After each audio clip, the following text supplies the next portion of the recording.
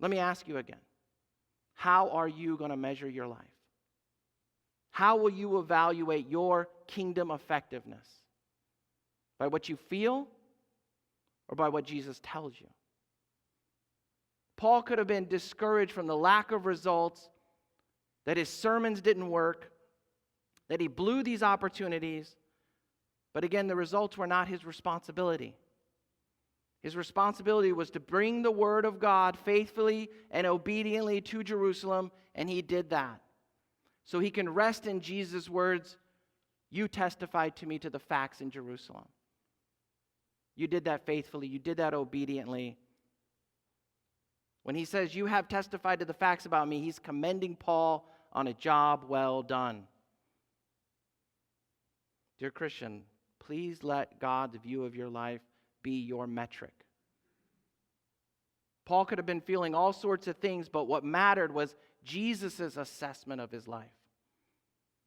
What an absolutely amazing thing to hear on your worst day and even on your best day, if Jesus told you, "You did it. You're fulfilling the Great Commission. Keep going." Could you imagine hearing that from Jesus? Don't you want to hear that? My goodness, that's what Paul heard. Good job, my faithful servant.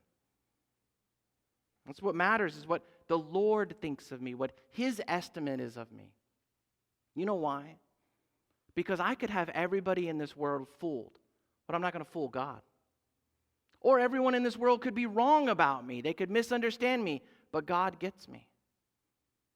I very often misjudge my own heart, my own morality, my own intent, my own usefulness, my own value, my own purpose. But Jesus never does.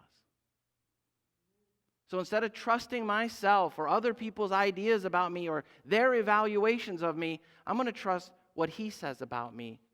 And how do I know what he says about me? I look in the book and I know my heart and search it and say, did I faithfully do that? What Jesus thinks of me is always going to be more accurate than what other people think of me and what I think about myself. This isn't a cavalier way of saying, only Jesus can judge me, in a way of getting out of criticism, your own or other people's. But it is a way of humbly saying, Jesus' assessment is the most accurate.